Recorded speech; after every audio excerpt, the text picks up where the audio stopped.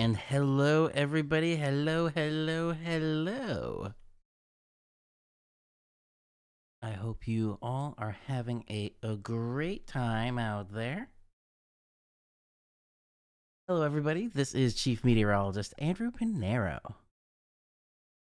And we are just ready, cool. Oh, 1 second.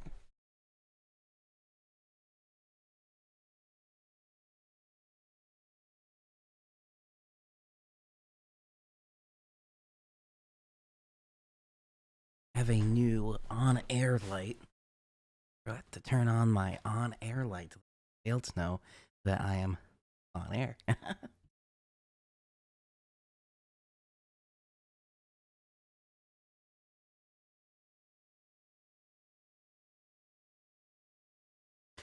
I do. I don't have the usual one. I have the special one that we discussed last week. But Raymond, Delvin, I hope you all are having a good time. Happy April Fool's Day.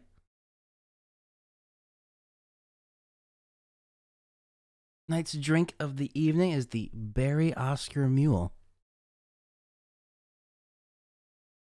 Even though it's the AI created one, it is actually really good. Who knew? AI, that particular one was created by, the specific AI was AI, Apple Intelligence.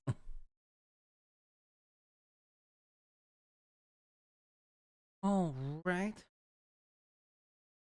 Not gonna be too long tonight.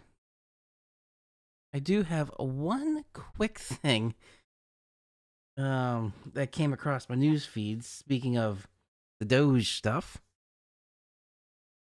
let me see if I can pull up the clip.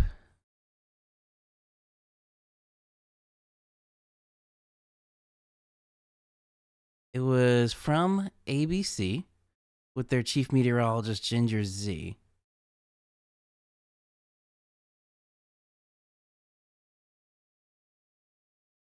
I'll link in here the full thing.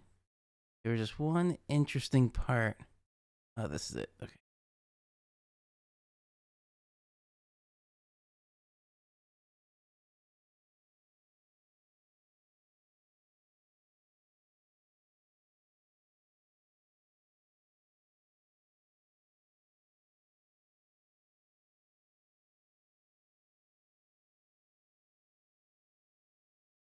If I can get to it. I think that, okay.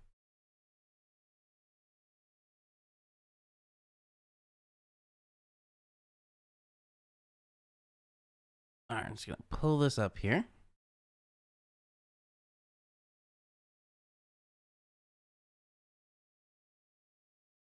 And we're going to watch this very short clip of it. I'll give some reactions.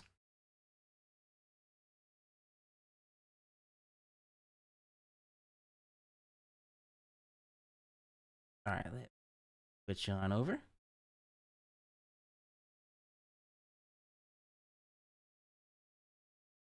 Also, let me copy the link. So here's the title of the article: How Americans Could Suffer If the National Weather Service is Privatized. So there's the link if you want to take a peek at it. But this one part here, I do want to share. 59 weather radars or the coast-to-coast weather observation sites. Just maintaining this network costs more than $90 million every year. The NWS stays pretty busy. They collect and analyze more than 6.3 billion observations every day.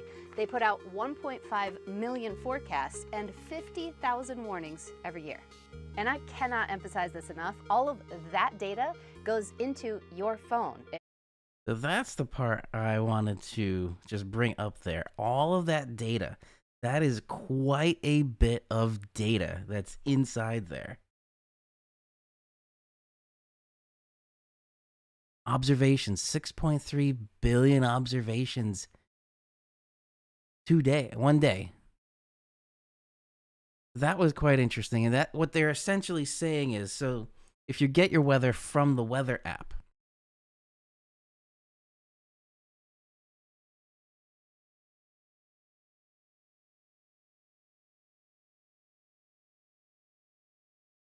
all right, transitioning back. There I am, full screen. All right. So if the weather is privatized, all the weather information that comes through your phone, the weather app, if you have an iPhone, or I think it's just still also called the weather app on Android, but a lot of that data is automated. So if the National Weather Service is privatized, that weather data that used to be free, like you can go to weather.gov and get a forecast. Now, if this is a hypothetical situation, if it's privatized, you can't just go get a forecast. You'd either have to subscribe somewhere, or you'd have to maybe pay more money on like an iPhone to get that data built in through licensing and stuff like that. Think about that. Weather data, like there is some licensed weather data out there. Don't get me wrong, but imagine if all of it was licensed. So then I have to pay licensing to even just show you stuff on the channel here. That, I think, was her point. And there was also one other point in there she brought up that was with your tax money, like the weather service, all the normal costs and the overhead of the National Weather Service, maintaining the radar sites, launching weather balloons, maintaining the forecast models themselves, all of that, like we talked about in that video with all the different little aspects from NOAA dropping down, that costs the average U.S. taxpayer $4 per year. It's not a lot of money, $4 per year. But think about that. That weather.gov information, all the radar that you get, is just $4 per year out of your tax money. So that is something that if it does become privatized, may cost you, it might even cost like $4 per month, $10 per month, $9.99 per month. Annual plans, $120, like the radar scope. It's not the data that I'm actually paying for there, because the radar data comes free from the National Weather Service. I'm paying for the app itself, the licensing for the app, and it allowed to be used in a broadcast. So that I pay, I think, $100 a year for. Imagine that I have to pay that and pay for the data.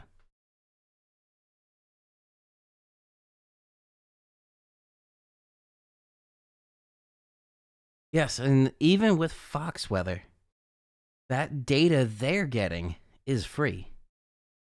I don't know if you have a subscription to that with the Fox Weather, but yes, I do actually know some people with Fox I used to work with on Fios, but that weather data would cost money, so you'd have to pay to actually get weather data. And for instance, she tried to bring up the point, do you want to pay for life-saving things like tornado warnings? Like, forget about the sirens. So we've talked about before about how outdated the tornado sirens are. Imagine if those are all taken down because they're outdated. But then to get tornado warnings, you have to pay a subscription fee. And if you don't pay the subscription fee, you won't know if there's a tornado. That was the idea. That's what her point was in that weather article. I thought that was fascinating. All right, let me bring up some other maps here, because we do have some activity tonight to discuss.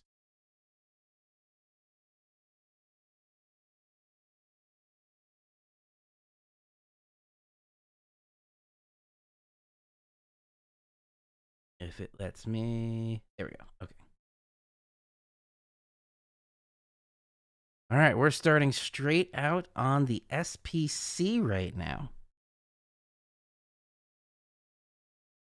Yep, there are 5 active severe weather warnings. And that's all inside of this enhanced risk, slight risk area. So that's the day 1 outlook. But also, if you noticed going into day 2, moderate. There's a moderate risk there for day 2. Day 3, starting to get into the tri-state. So upstate New York there. So that's the day 2 I'm back on. General thunderstorms there. And then day 3 starts bringing a marginal risk into the New Jersey, Delmarva area there. And then, I don't want to go that far out. But we do have some severe chances. And that's what's happening right now. Which also, on our radar, nothing. But let's go take a look. What we got in here? So there is severe thunderstorm watches. There's severe thunderstorm warning outside the severe thunderstorm watch over there. But let's look down here inside the tornado watch in good old Oklahoma.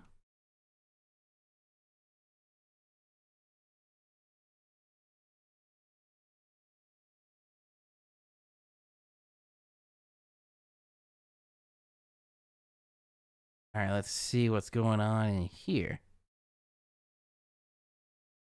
No pronounced hook.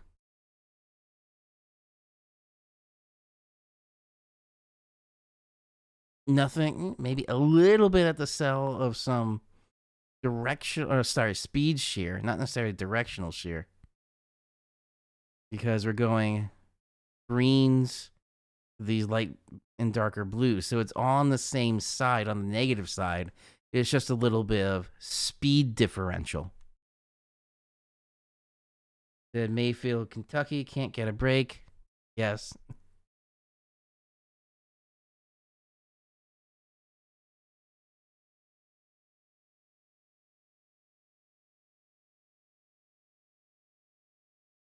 Oh, Raymond, that is news to me. I have not heard of the Tornado Act. That is not something we're going to look up right now, because that could go down a very deep rabbit hole.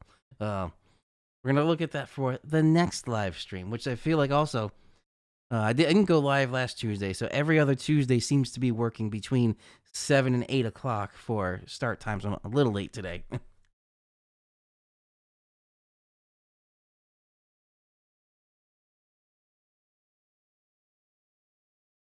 Switch this back to the reflectivity. Pretty intense in there. Let's see what the echo tops are going to be. There, one up here. Reflectivity. Enhanced echo tops. That's the one I'm looking for. All right. What we got up there? The yellows. 50. So we're over 50,000. So we're between 50 and 55,000 feet in elevation right there.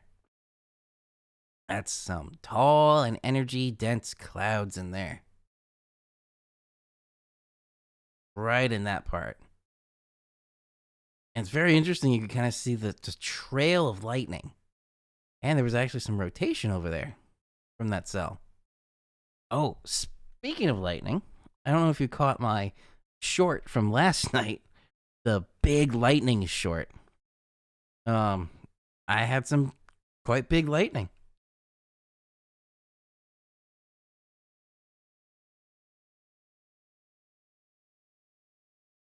by my calculation, it was probably about 200 to 250 yards away from me.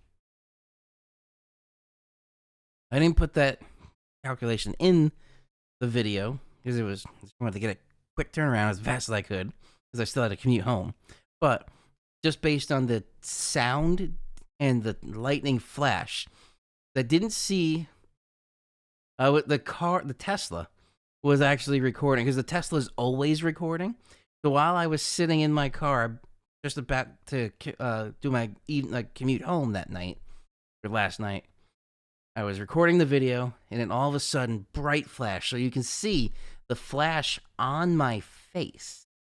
So that's where I'm going by. The first time seeing the flash on my face to when I heard the thunder. And that's where you can calculate how far away, based on the speed difference between the speed of sound, and we're essentially saying lightning is instant because it was that close. So the light travels so fast where it's essentially instant. Sound travels at a certain rate, so the speed difference between the sound and the light can tell you how far away it was.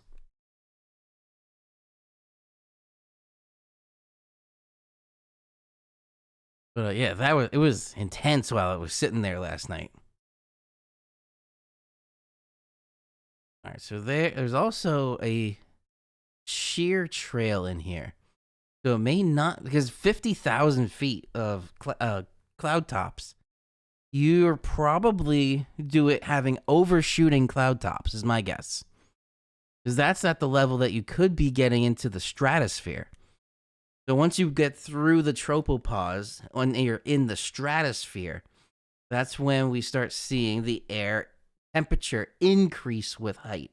Versus where we are, when you increase elevation, the temperature decreases.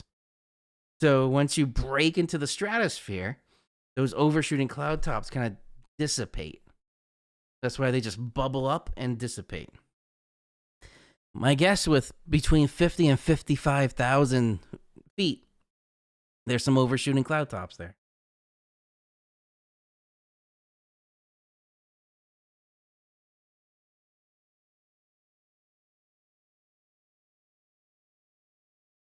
Okay. So I do like the idea of that. Because again, as we talked about, tornado sirens are vintage, I would say. Even kind of to the point where radios are vintage. But this is also coming up with the FAA. That the FAA still relies on just radios. And sometimes it's not the clearest. Let's see what it sounds like with this radio from the NOAA weather radio. In the mid-30s. North winds 5 to 10 miles per hour. Wednesday, partly sunny. Highs in the upper 40s. Okay, it doesn't sound that bad. Probably because I'm in pretty good range. But if I just moved that little bit, it cut. So that's where it is an analog system.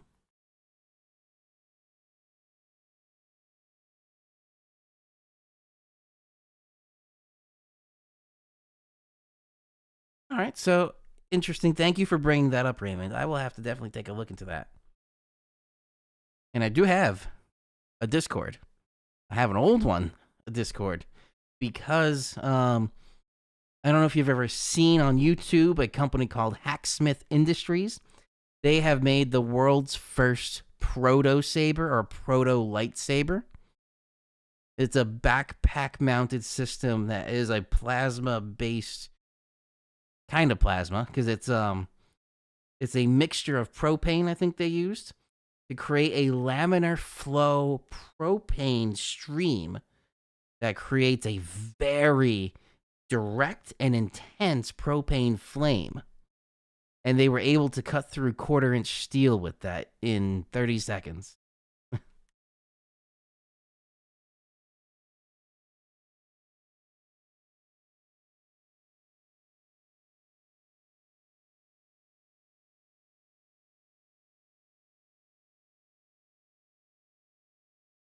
That'd be probably a good video by itself.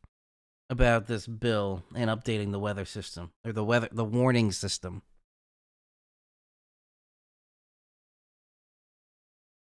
And let's take a... Oh, there it is. I was like, did they disappear?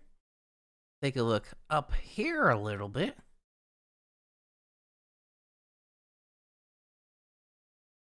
One's a close one.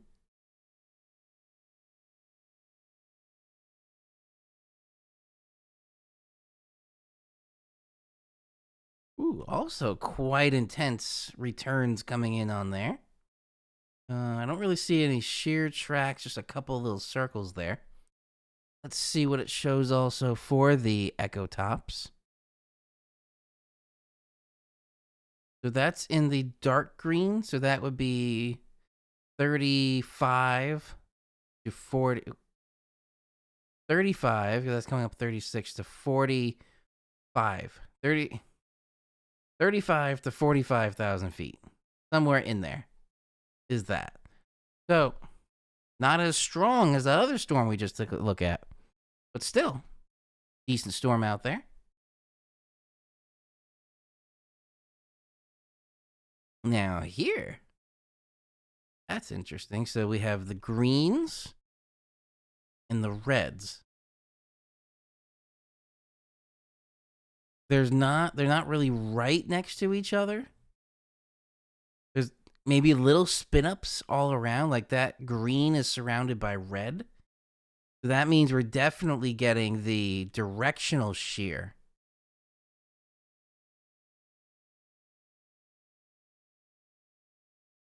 Also a little bit in here.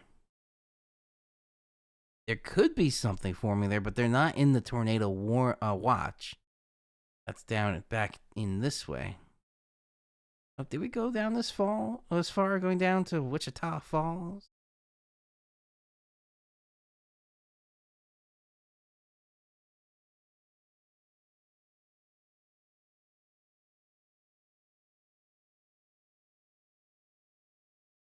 And maybe a little directional shear on the edge there. This is interesting. That little blip right there. That is the brighter green right in there. And that is the softer red. So maybe a little gate-to-gate shear right there.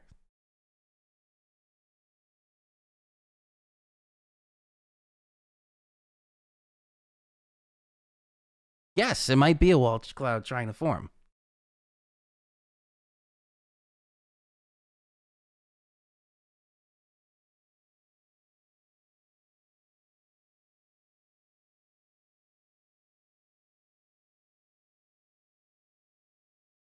Again, it's not as high as that other one that was the 55,000 feet. It's in the, again, the 35 to 45. I think that was the northern one. Yes, that had these yellows. That's intense.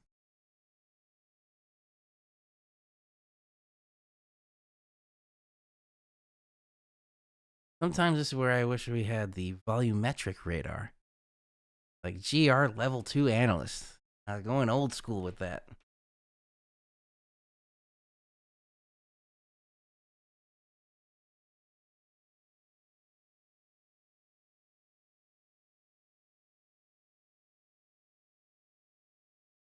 Oh, we actually got some things up here heading into Canada. What's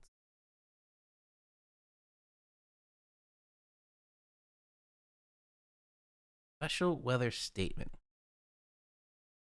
What do we got up here? Another weather system will bring significant amounts of snow over eastern Quebec on Thursday. Here to snow is expected. They're not giving anything there.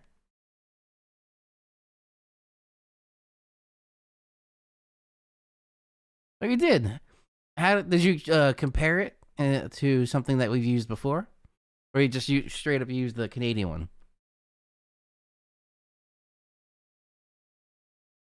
Wow, I don't even know if I could pronounce these. Bay Trinité. Gotcha. Let's take a look at some radars here. See if there's anything out there right now. So that's all coming, it looks like.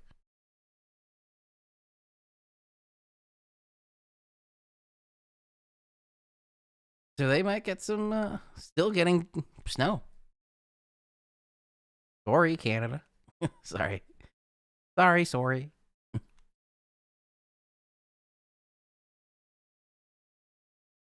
Yeah, so it looks like at the moment, the biggest thing to look at was just the, middle of the country there. What's over here?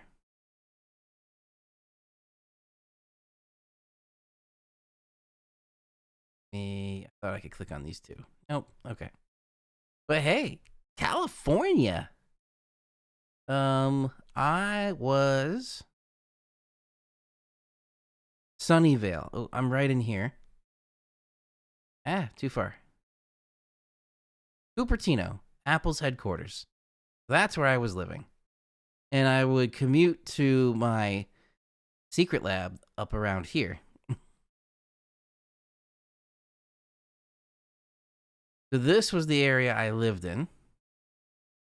So it's not too far. It's in the general thunderstorm, but there's a marginal risk for thunderstorms in California.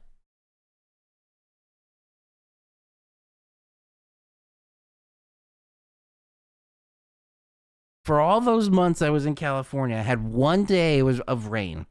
That was it, and not once did I see any thunderstorms.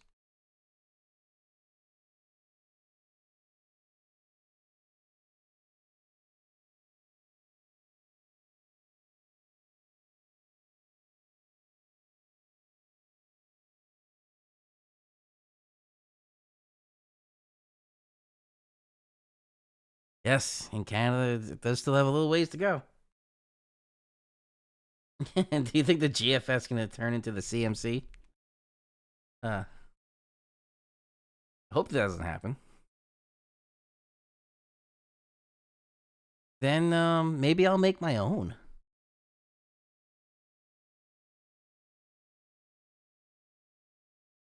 I'll just call up some buddies to be like, hey, let's launch some balloons. I actually don't think you need a license for that. I know maybe for educational purposes, but I know we didn't need a license in college to launch any weather balloons. All right, that's what the radar looks like.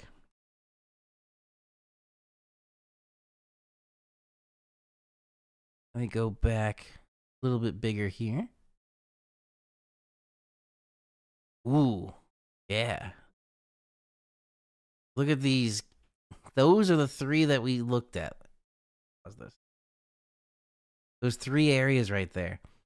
Those are some pretty large cloud top or high cloud tops.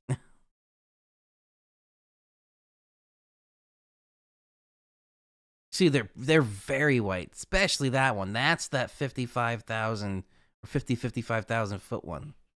See how just white it is compared to the grayish that we're used to seeing.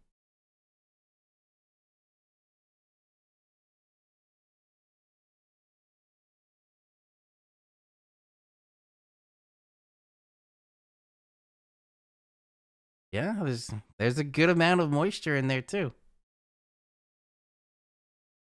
Even going up to the upper level.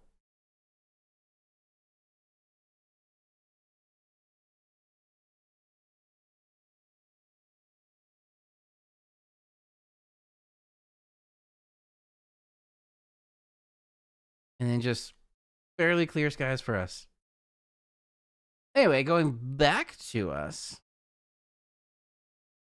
Let's take a peek at our weather for a little bit.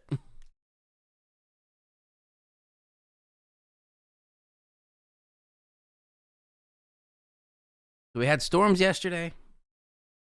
Not much happening here. Overnight, this is a good old tropical tidbits there, GFS. A little interesting there. Making its way through.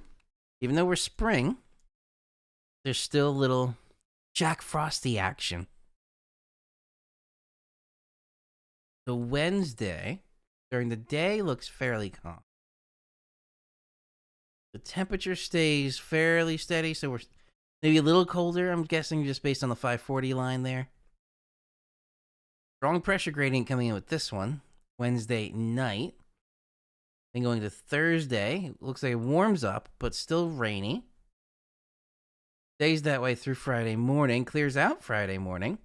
This is where one of the other meteorologists, Lee Goldberg, that I was watching on the news, he was very focused on the Mets home opener, which is Friday at 3:10, something like that. So they may be okay. All that rain will be clearing out by the time the first pitch is thrown. Then coming back into Saturday, a little bit more rain. Windy again. More rain there. Cold front, maybe a little. It's based on the shape and how close that is. Maybe, again, some cold front action, because we definitely have the cold front coming through as we watch the 540 line there again. And we follow the kinkiness in the isobars there. You kind of make out where the front is. Weather hijinks for April Fool's Day. Monday, cold comes in again. Little gap, and going into Tuesday, there's definitely some weather hijinks happening right there. That was the GFS. I'm not going to go through every model right now. Stays cold through the day tomorrow. Nothing much happens overnight. Wednesday into Thursday. Maybe a little warming happening as the sun sets tomorrow.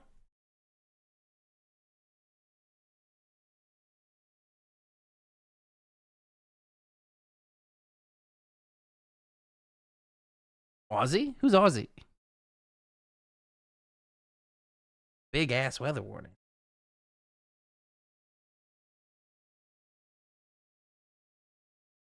A Thursday, it looks like it warms up, and as that 540 line retreats north, that's kind of where the mixing's starting to head into Canada. And then Thursday, spotty showers. Friday starts out with maybe a line right there. And then it clears out by Friday afternoon. So again, for the Mets home opener, maybe it's salvageable. Saturday starts, actually pre-dawn starts okay, but then that high makes its way into Canada, allowing this next system to come through. So rain coming through again Saturday. Little gaps here and there, and then overnight Saturday into Sunday. This line looks suspiciously like a not necessarily severe threat, but a thunderstorm threat. So that's 0Z Monday. Then going into Monday, cold front comes through, bringing again the cold air. Ooh, the 540 line here that's showing going very far south, down to Delmarva area.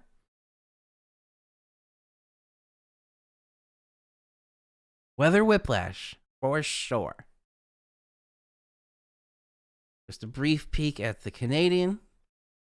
So again, same thing. Looks like Wednesday is okay, but the temperatures are increasing later in the day, just judging by the 540 line retreating north. Rain coming through overnight Wednesday into Thursday. Little gap early Thursday morning. Maybe a little line there. This looks like a little bit more organized throughout the day, so little chance there. We'll see. Then overnight Thursday into Friday clears out. This stays more south than the other model. So the GFS and the Euro were kind of on the same path with this. This is more south on the icon. But that's still, this is still showing a little bit for the afternoon for the Mets home opener in New York City. I still think it's going to be fine if you're a Mets fan and you're going to the home opener.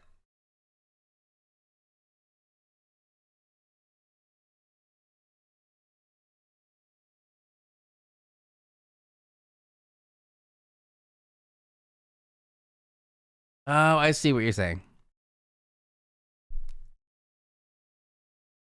I didn't know if you meant an Aussie, like a person from Australia, like Hugh Jackman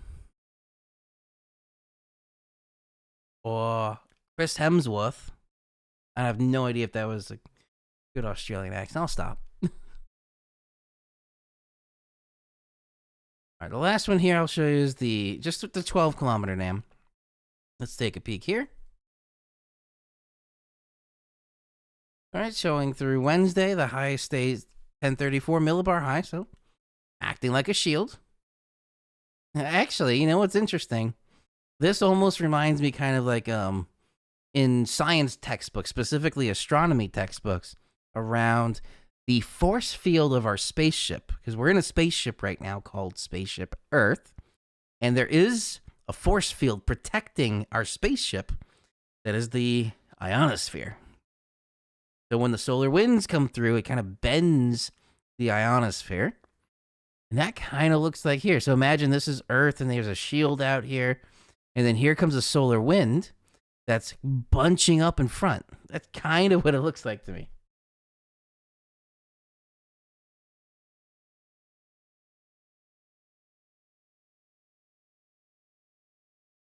Will Australia be down in the land down under, as they say? Southern Hemisphere. That didn't turn Australian at the end. That turned a little southern, just not southern Australia. I'm talking like Georgia, like Charleston accent. By God, if I do say so myself. I sometimes feel like a good old Mark Twain.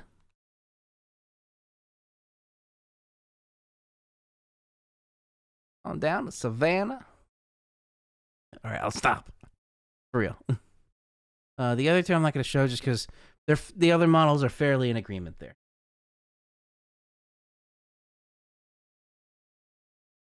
Also, I'm seeing on the side, Yankees are winning 4-2 right now. Bottom of the 7th.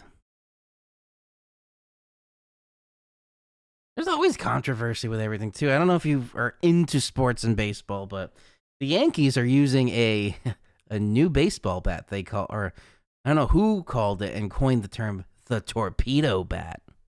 Imagine a baseball bat, but it looks like a bowling pin. Imagine you take a bowling pin, you flip it upside down, so you're grabbing the small end of the bowling pin. It's thicker in the middle normally where you would hit the baseball, and it thins out towards the edge or the tip.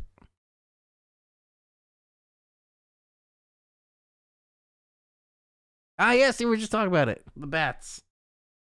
The torpedo bats. I wonder if they're going to be for sale. I played baseball when I was younger. Younger, I mean like 10. In T-ball and Little League. But that sounds like it would be an interesting type of bat. But hey, they said it's all in the rules. They didn't break any rules. I guess they have to meet a certain mass for the bat. And like maybe the wood has to be in a certain area. So if the bulk of the weight of the wood has to be here, it doesn't say like where within there. So you can have very thin there, and then thick in the middle. I'm just saying. Not for nothing.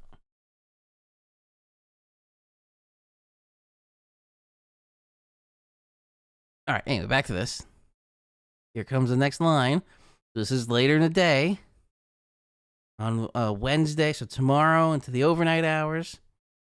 Mixing happening going into the U.S.-Canadian border there. Going into Thursday, it looks like the temperature's warm. Some rain. And it clears out later in the day Thursday. Here comes some more for Friday morning. And then by Friday afternoon, it's going to be very close. If that's 18Z on Friday, right over New York City there. So that would be 2 p.m. and the game starts at 3 p.m. It might just be clear enough that they'll be fine. Maybe a shower, but that's about it. And that's as far as that goes out.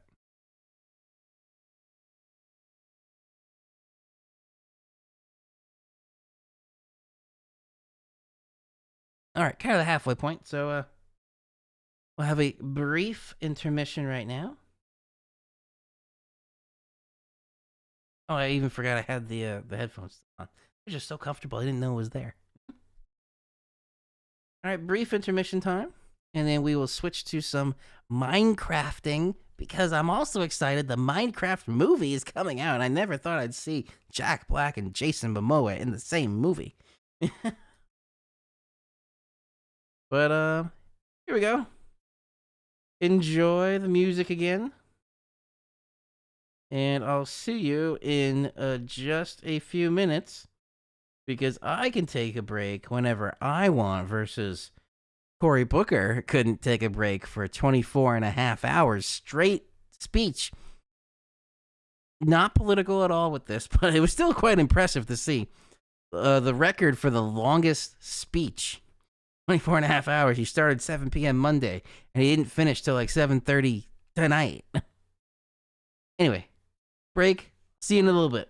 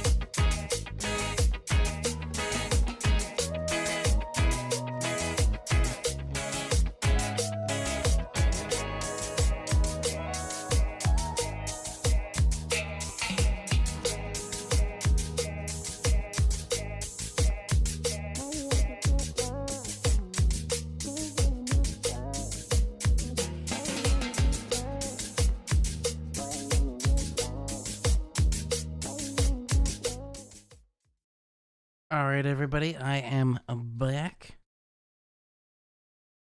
There goes a train nearby.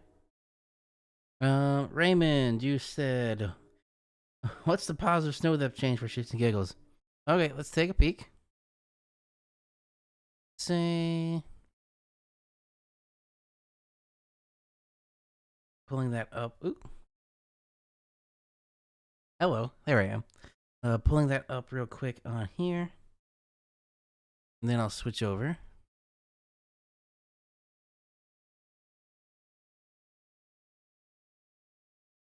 Total positive snow depth.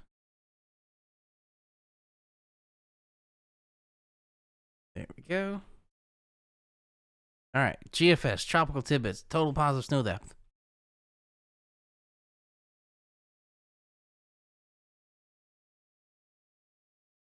So this is through Friday, essentially. GFS is showing that Vermont, New Hampshire can get 5 to 8 inches. And then after that, there's the Canadian one that was looking like a little. Oh, that's beyond what we were looking at before. There's another little bit into there. Yeah, so at least through a week from today. There we go. That's the total positive snow depth. Even going down just to the Hudson Valley. Where is that one? So that is from the Wednesday night into Thursday system. It's showing there is a chance. Wow. All right. Enough of that. Mind the craft timing, but yes, feel free to keep. I sell that. Okay, I see you.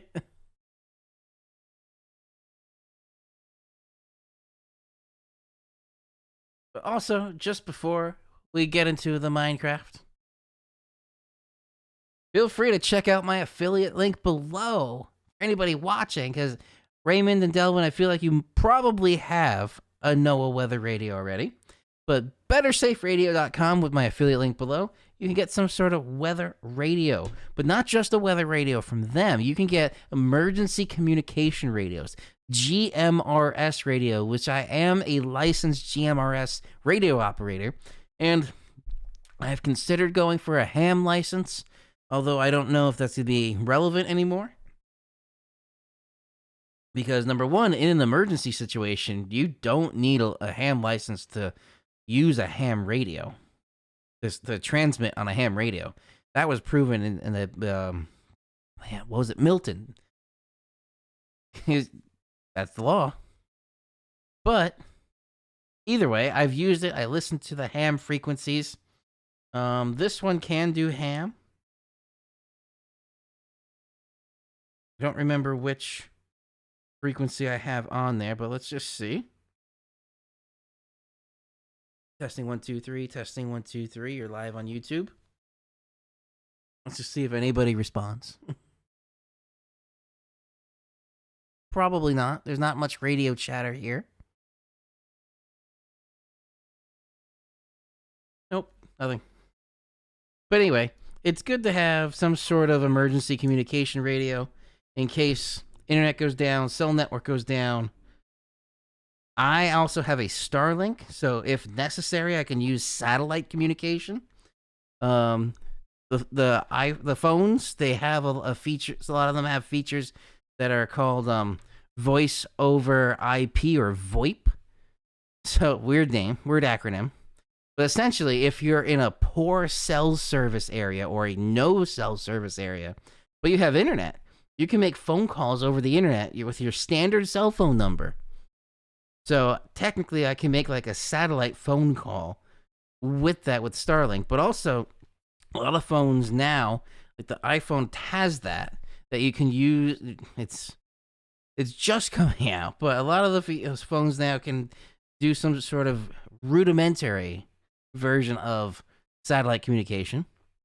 T-Mobile does that now. If you have a T-Mobile phone, regardless if it's an iPhone or anything. But also, Starlink, I will have a video coming out on Starlink itself. explaining a little bit more about that unboxing. The unboxing I actually did in August of last year, but then that whole August time frame on was a big move for me because I moved to California and then moved back.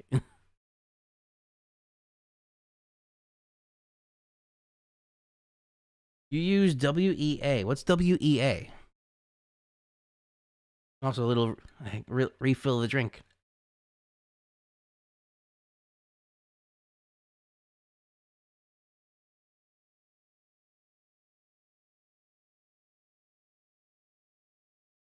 All right. Switching back over here once I load the game.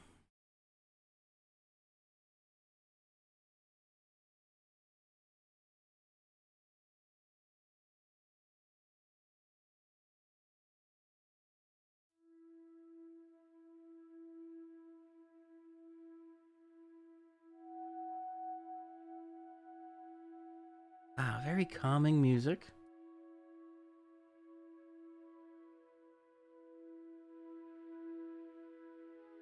You should probably hear just a little bit of the background music. And once I go back into the game again, just let me know if you can't really hear the game. I can adjust that volume specifically versus my mic volume.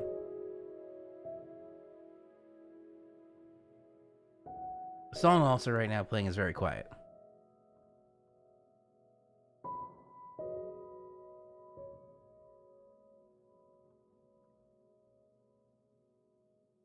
Oh my god. I wasn't thinking that. Wireless emergency alerts.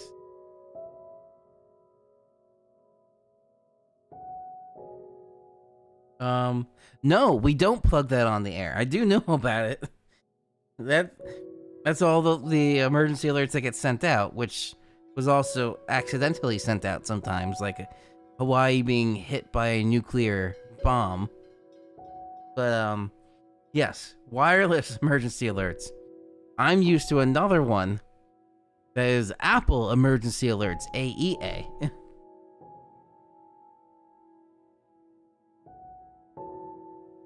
Anyway, back to the game. Minecraft movie coming out this week. Minecraft the game starting right now.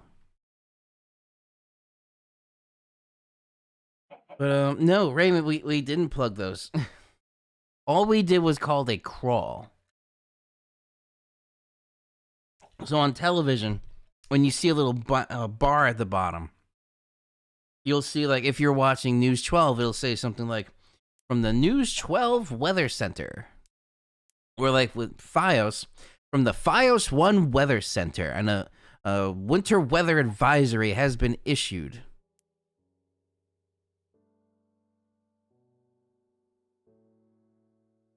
Oh. April Fool's Day. Alright, anyway. Where are we? Hello, chicken. It looks dark out there. Yep, it's dark out there. I didn't lose my chicken. Nope, I didn't lose my chicken. Ooh, there's an egg. I think I'm still trying to get down. You have a pickaxe again. Cool. I have torches.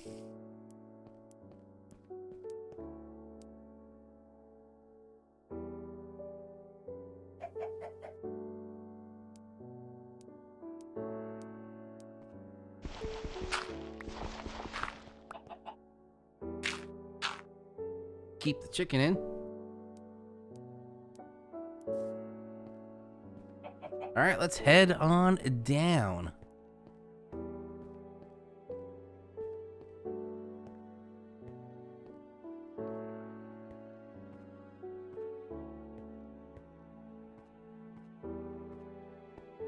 No, I didn't know that's what you were referring to.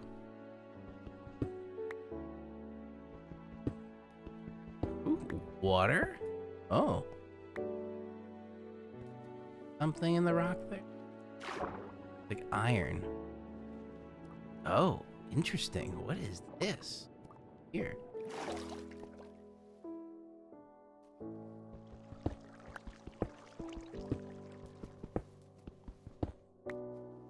some water there.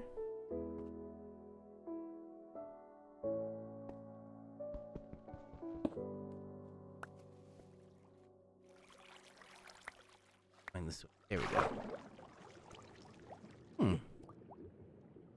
Oh, there's some more iron over there.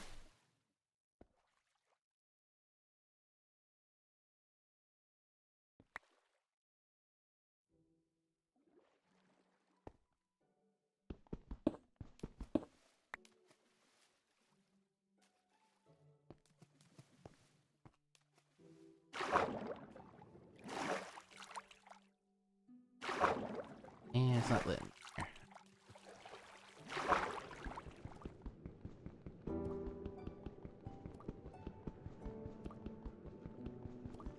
This is the first. I don't think I've ever had a underground cave.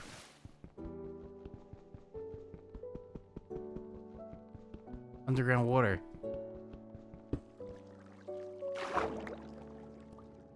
Some iron there.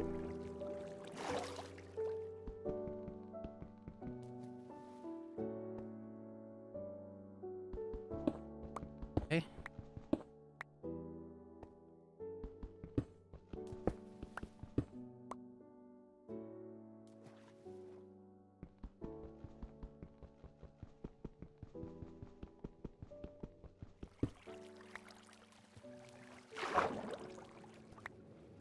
Got some iron. Something interesting over there. All right, let's see if I can hold my breath longer.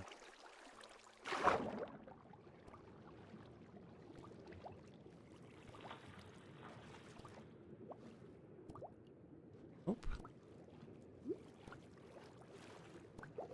Oh no! Oh no! Got lost for a second. Back this way. You are. Here. Whew.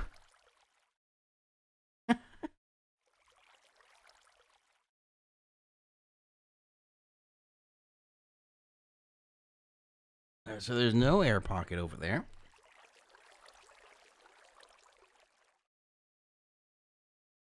Need me some cooked salmon.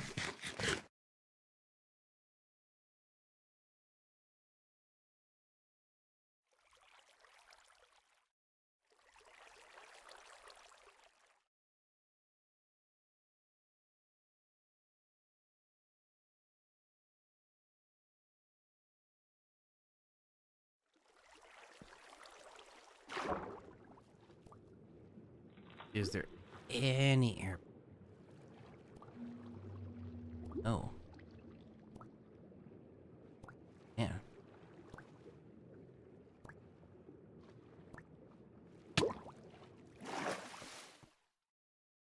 Okay.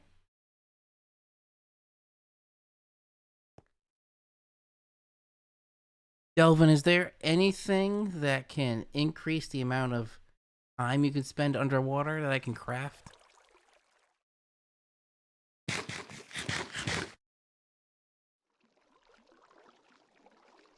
Also, I feel fairly confident leaving the water open. I don't think things are swimming like zombies.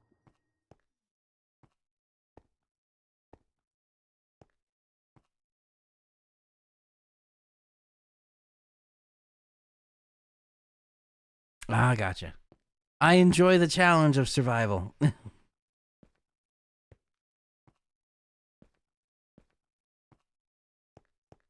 Yeah, this was pretty far down for a water pocket.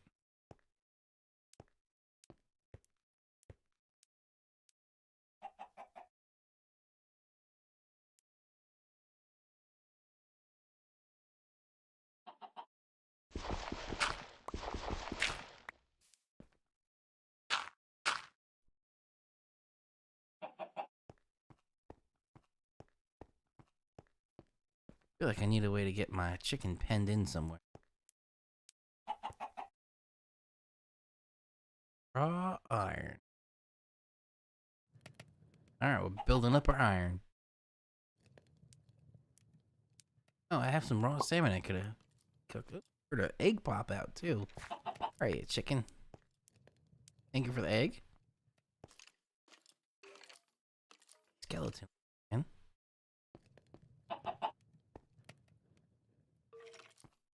One of these can be a 10.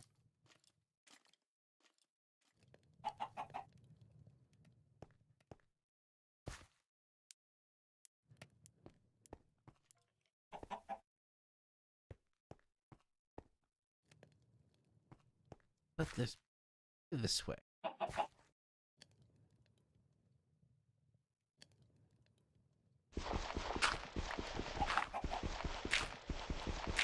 Oh. What is this? Chicken will definitely be so. Not as dark as I thought. Portrait. Okay. Oh. Just an empty room. Oh, okay. That's the case. This could be the pen.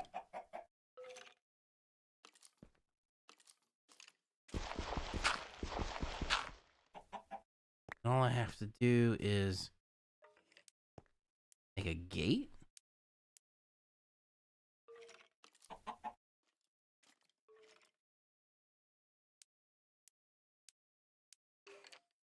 Fence.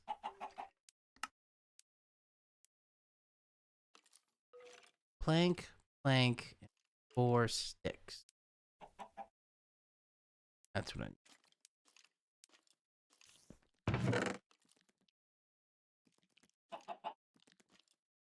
Granite. I have a door already. I just use a door.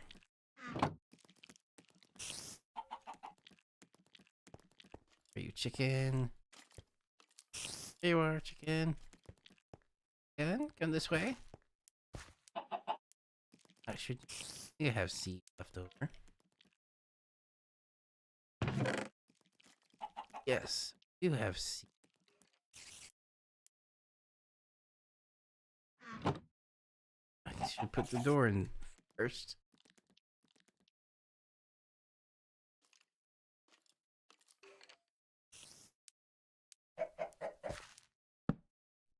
Nope.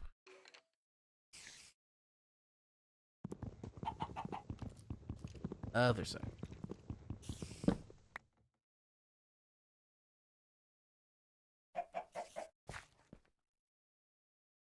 Here.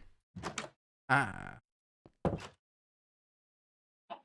Now I can switch this door to feed.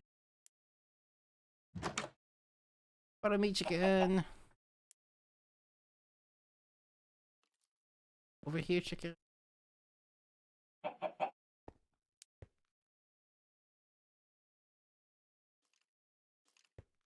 Oh, I got. Oh no, I got turned around. Come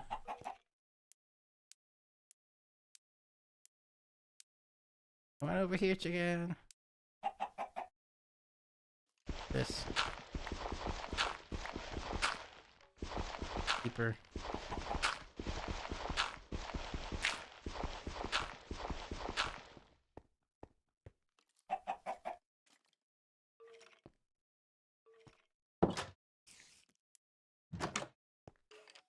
Yeah, got a pen in there.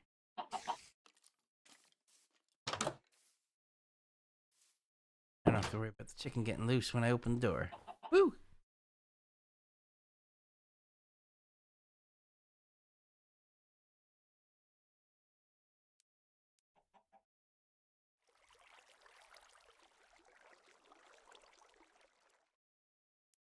Oh, I actually just missed your comment there. X is not owned by Musk. It's owned by his AI company. Yes, that makes sense.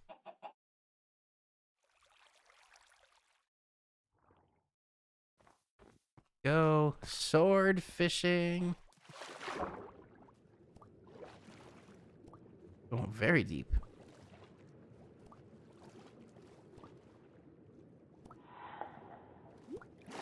That was a weird sound. Did you hear that?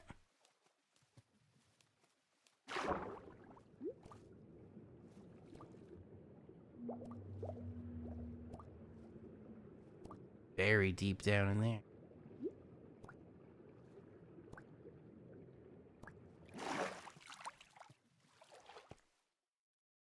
Okay. Sun is just coming up, giving me plenty of time.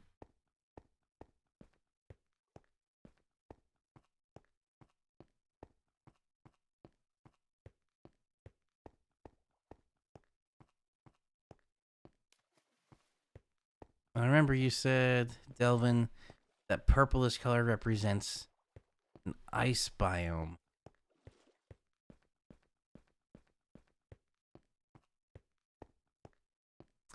Interesting, there's an ice biome with lava.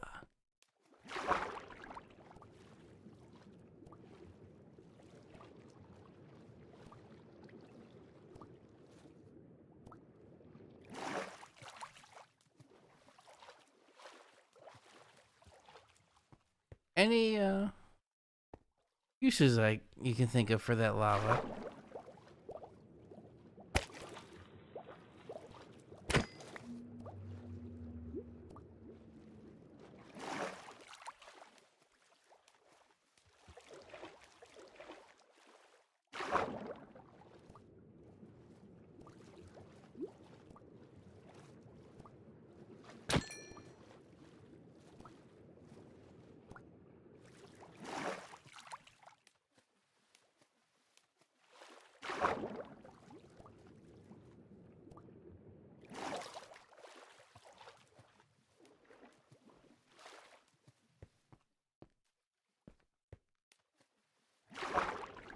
The lava's right under some ice over there, too. I guess it is random.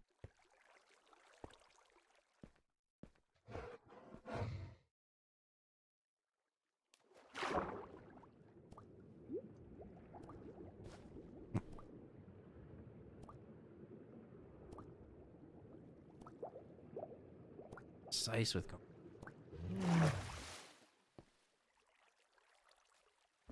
break some stuff, a little bit of a bigger opening. Oh, it regenerates ice.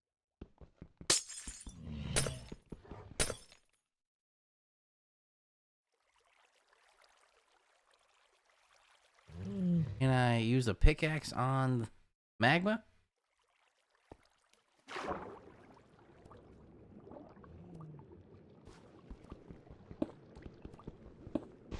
Can. Ah. Okay.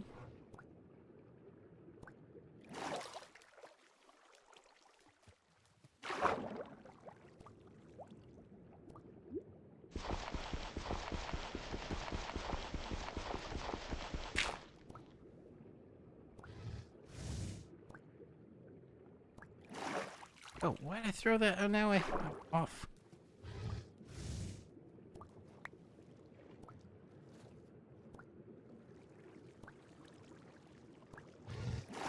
That was very close.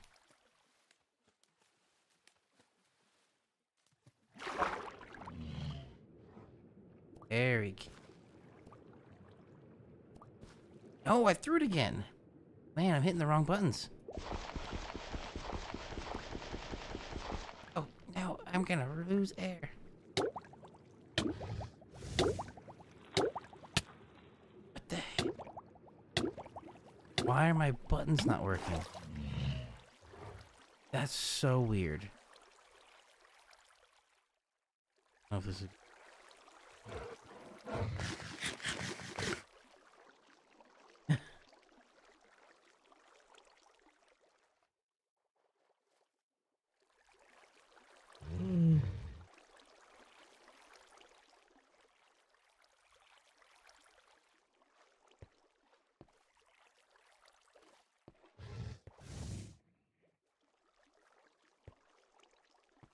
Oh.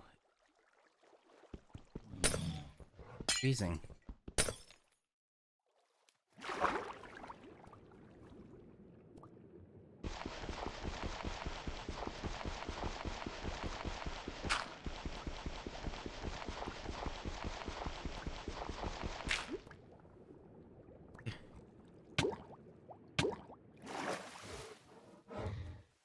Oh, wow. Took a lot of health out.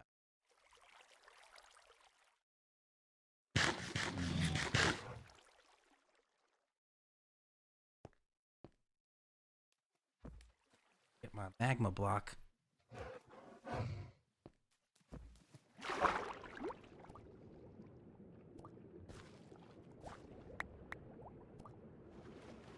It did. Up. Up we go.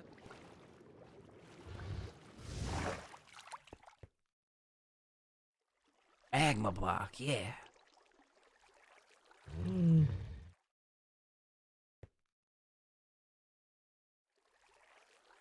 Did I not get my pickaxe?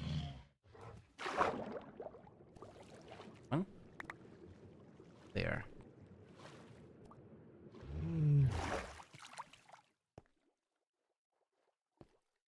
Three magma blocks. And my pickaxe.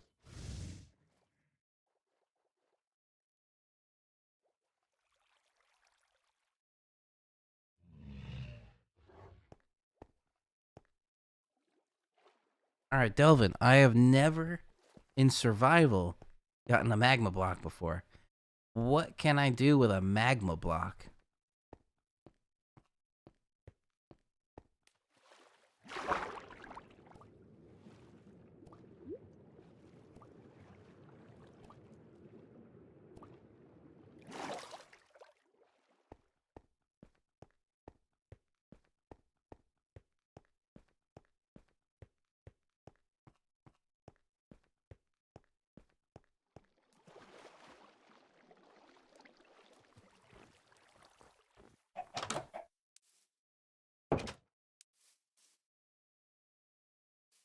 Put them. Figure out what I can do with it. So much stone. Iron. Cook some fish.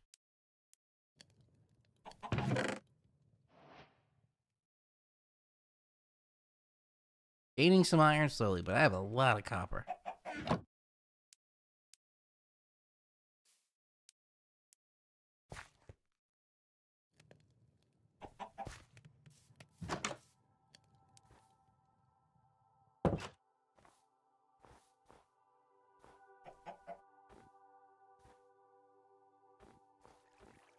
Eve's fault? Seems new.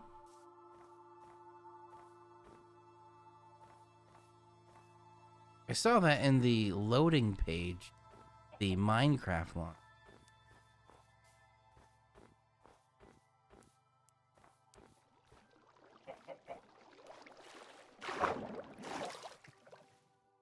Oh yeah, very deep down here.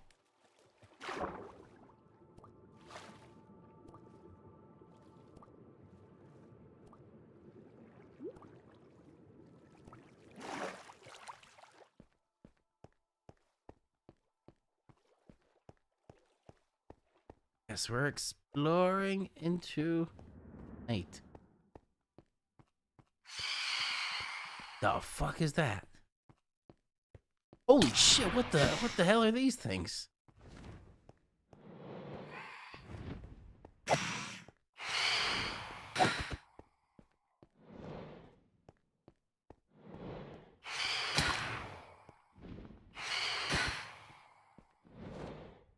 This.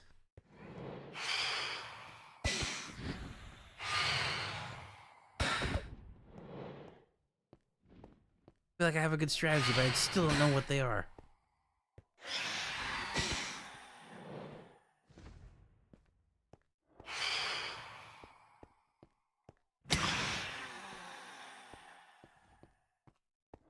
Do they last a while? I could probably just go in the water.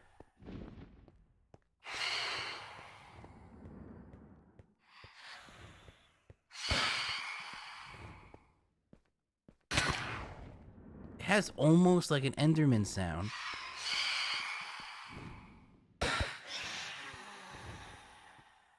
Oh, I got one. It has kind of like an Enderman sound. That's weird.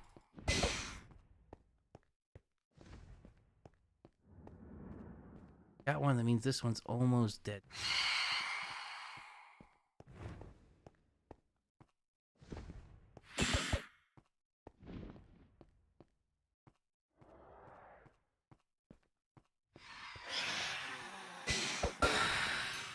I got it.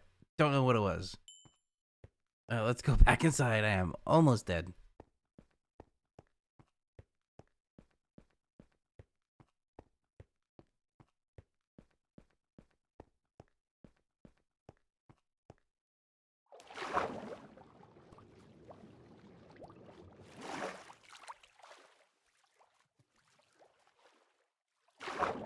Man, there's a zombie there too. At least these things aren't that difficult. Especially in water. Oh no, there's another one.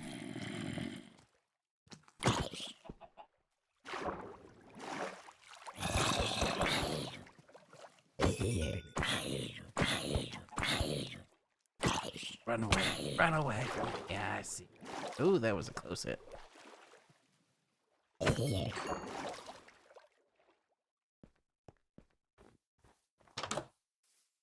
Safe. Ooh. Eat, please.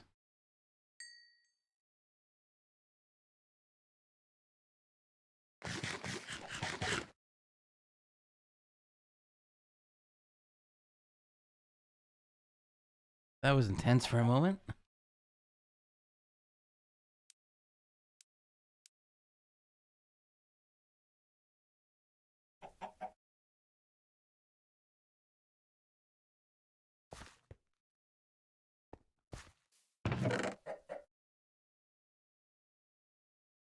Rotten flesh. Yep, I know that's for the wolves. Bowl.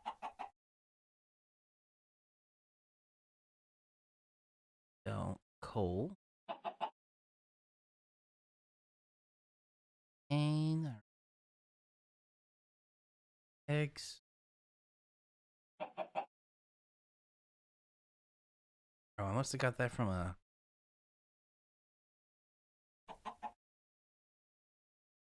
I have a stone sword ready to go. That one's almost dead.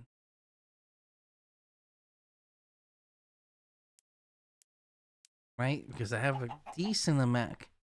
Make a copper sword? I don't think you can.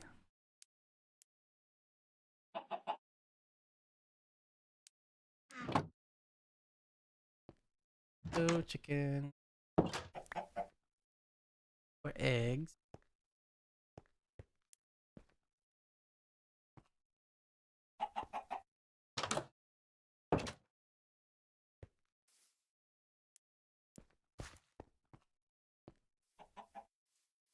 Alright.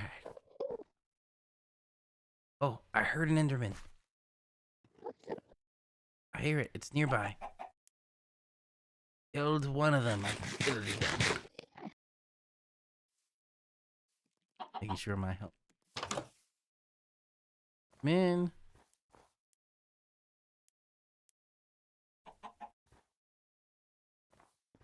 Thief actually scared me. Are you Enderman?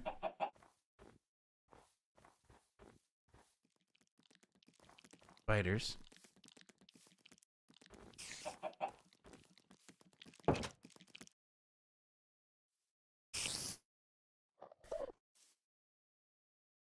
Where's the Enderman?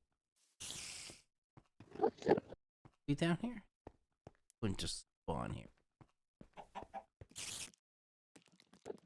Means down here.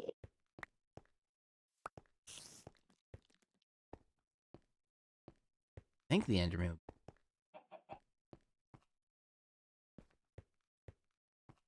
Need a pearl.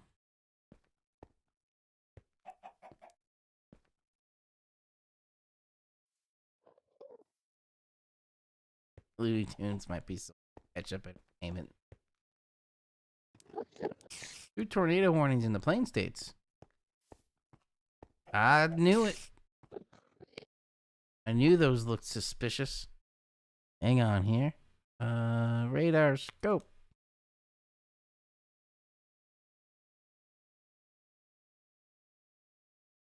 Oh, up here.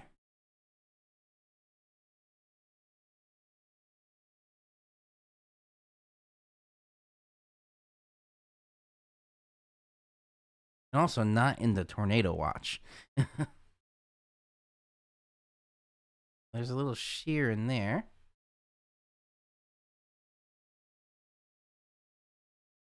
I'm thinking right there.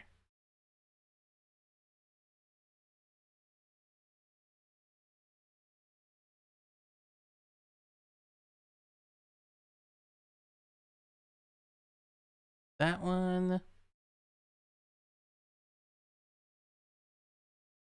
Here's a sec. Right in here. Ooh. Purple on the DBZ. Now that's quite intense. Right in there.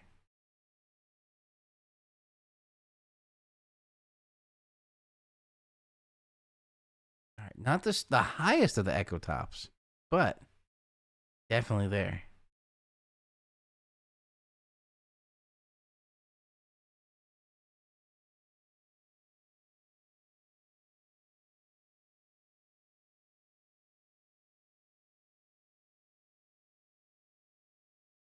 Radar hole to boot. Yep. Interesting. Okay. Could be an active night there. Should definitely have your storm preparedness plan and your emergency weather radios ready to go. That you can get from bettersaferadio.com using my affiliate link below.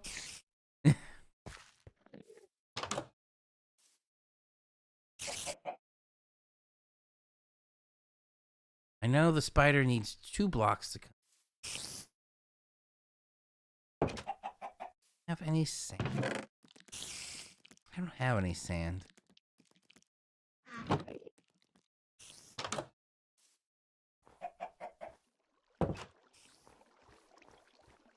Enderman.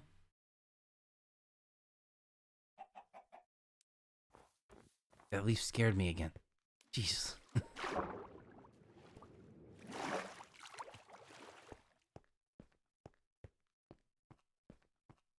Can't tell if that's the spider or the Enderman. Spider. How's the Enderman? I don't think it could go under there.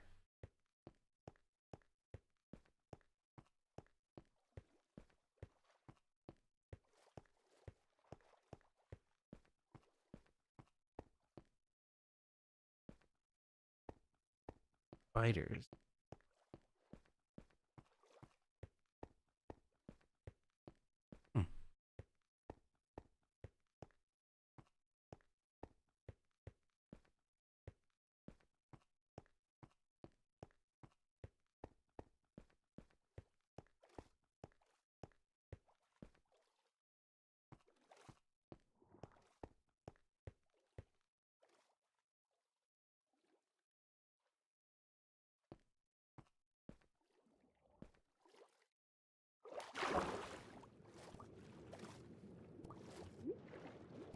Running from me.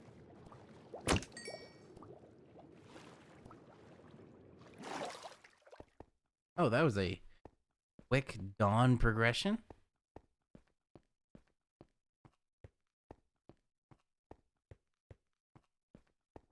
Didn't even get it.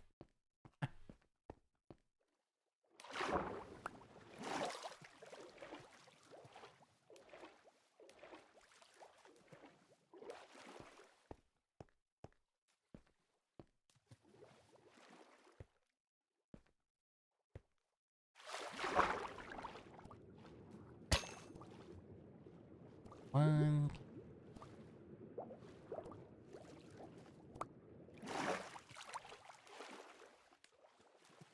There's a good food source around here.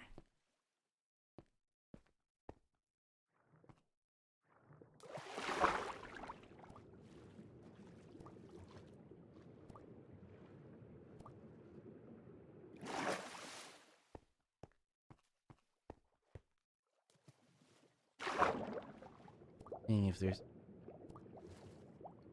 weird, there's ice next to them.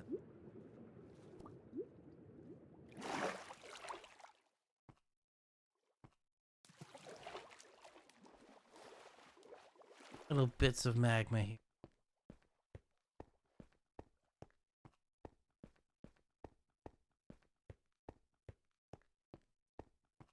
Oh, this is the one that you can fall down.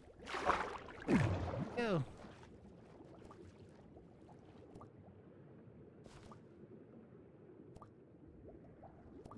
Get down very quickly there. Let's see if it'll let me.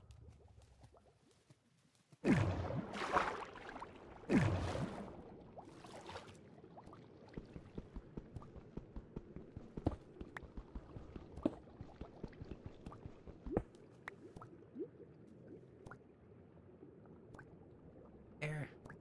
Okay.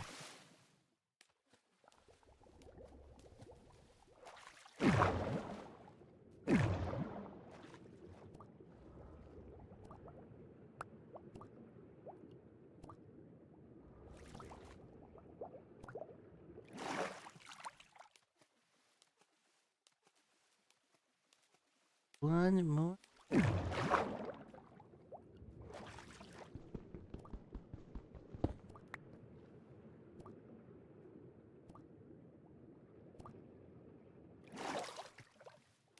Weird, there's no thing. Pull thing over here. All right.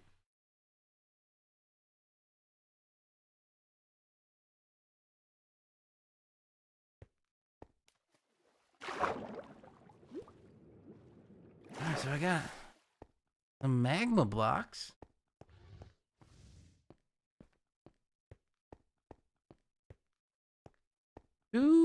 .45, so 2.5 inch. I would say is not baseball.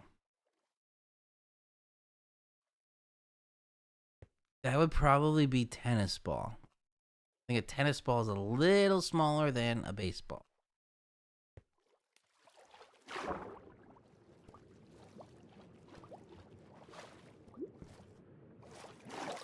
Back here.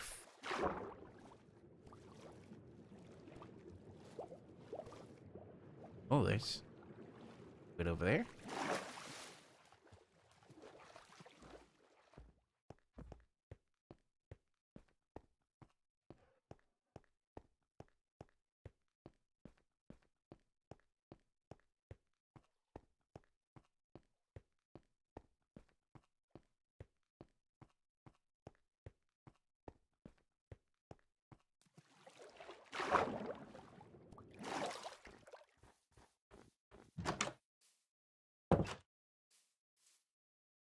Add some more of 4 more magma.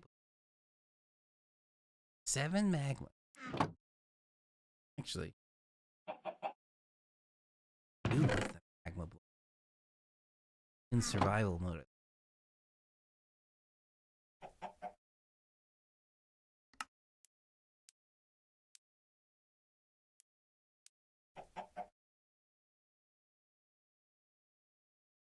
Lantern. Oh, iron nuggets. Thing. Oh.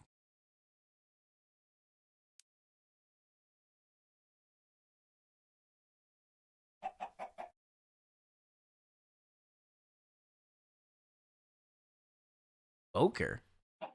You can make a smoker and smoke some meat?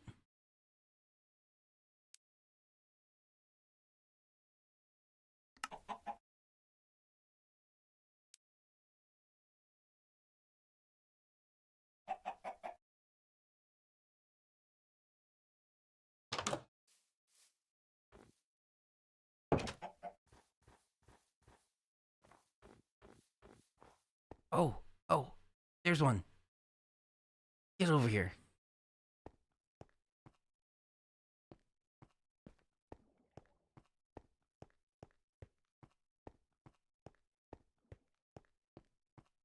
You just dropped a block over there.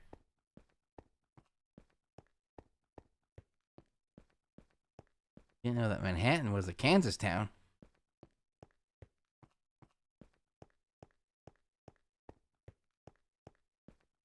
Block of dirt was moved by an Enderman.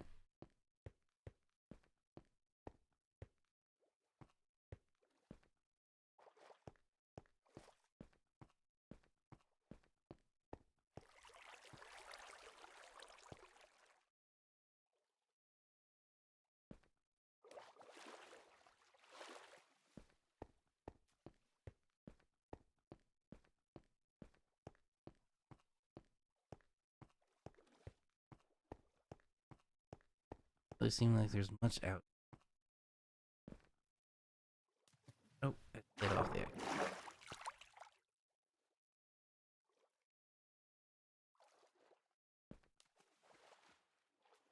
Weird looking over there.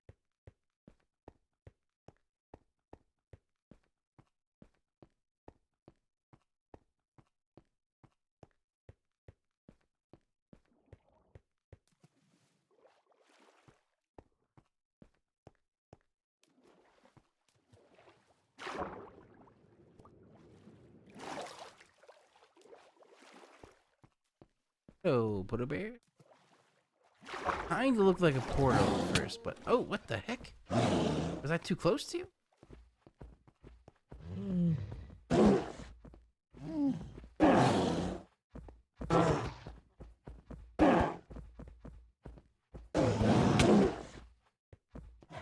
Just they take quite a chunk of health out.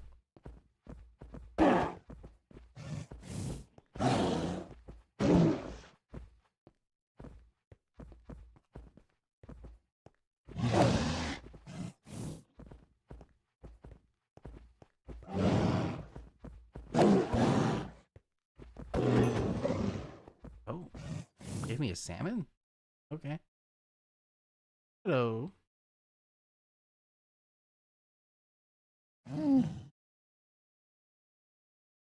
Raw salmon? Have any wrong. Okay.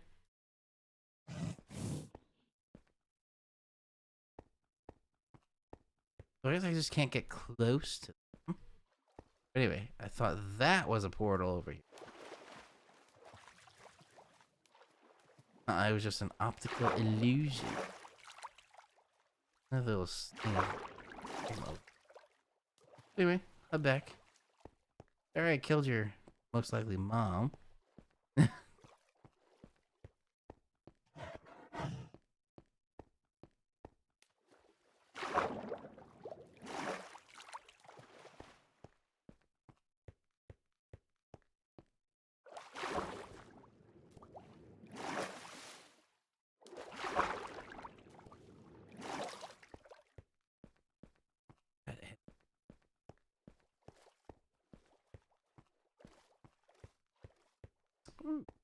There.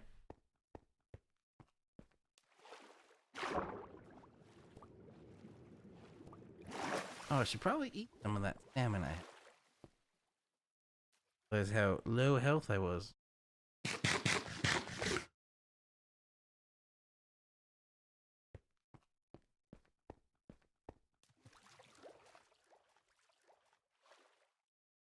There too.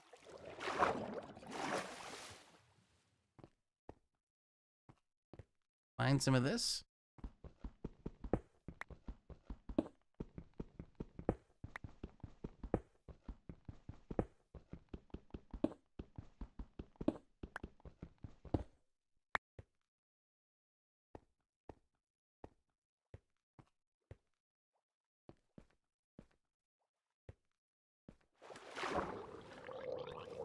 Oh, oh, where do I go that way?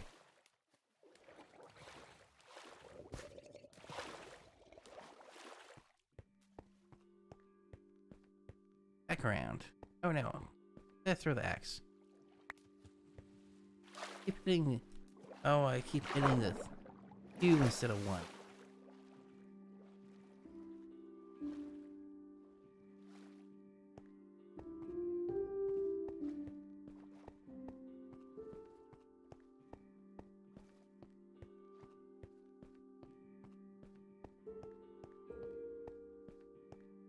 At least this time. Once I get back in, we encounter an Enderman. This will be it for the stream.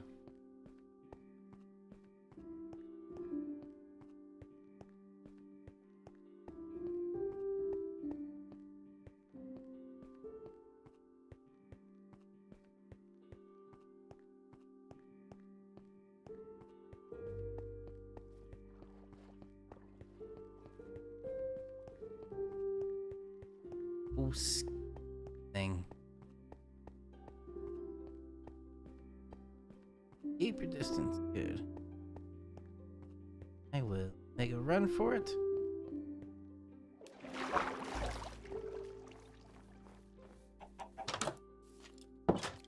And we're in. Whew. Okay, that's gonna be it for the stream.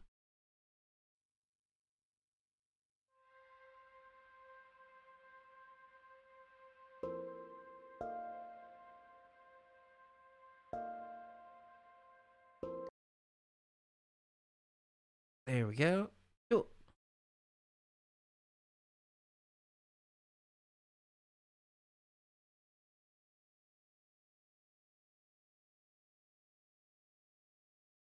All right. Well, Raymond, Delvin, thank you both for joining. It was a pleasure as always. Some funny jokes there for April Fool's Day.